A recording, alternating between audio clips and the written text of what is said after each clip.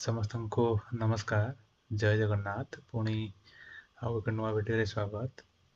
तो ये notification T रही ओडब्ल्यूएससी ओडिशा स्टाफ सिलेक्शन कमिशन तरफ रिगार्डिंग एलटीआर।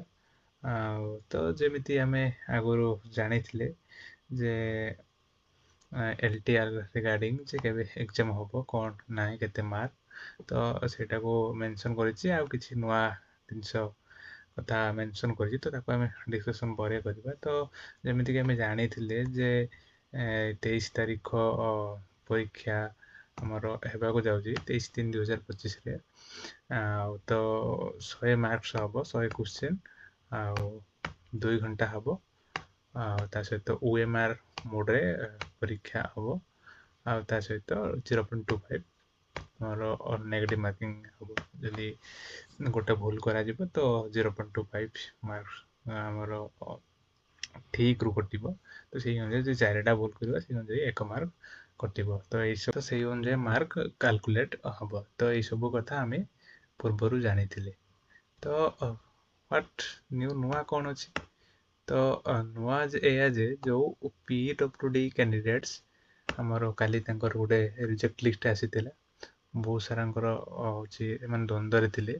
तो सेटा को क्लियर करिया पय से गोटे या सहित गोटे नुआ नोटिस बाहर करिछि कहले the PWD candidates having disability not less than 40% of permanent nature who had applied for taking assistant of a scribe in online application may go through the advisory notice published एतिकी 24/10/2019 available on the website of the commission।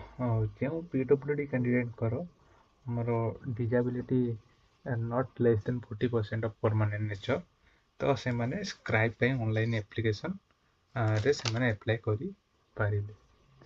तो 24/10/2019 रे जे advisory notice लागू होइतिला तो ता माने 2019 रो जे notification आसीतिला तार guideline अनुसार apply करि परिबे। ठीक अछि।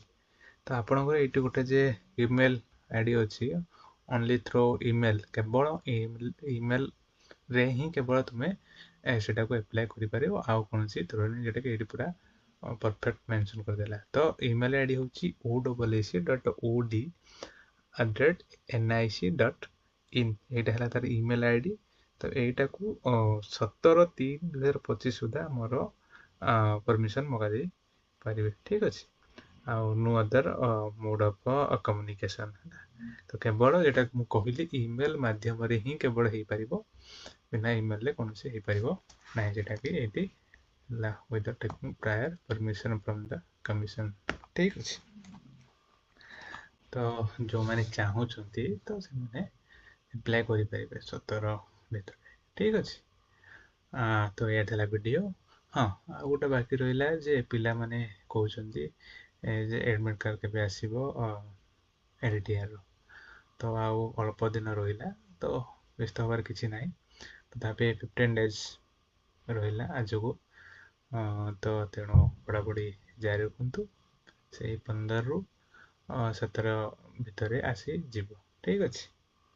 तो बाकी ये वीडियो जदि वीडियो भल लगी ताले लाइक कमेंट शेयर और सब्सक्राइब करेंगे। पर्यंत रोची पुणी आउ एक नुआ वीडियो देखा।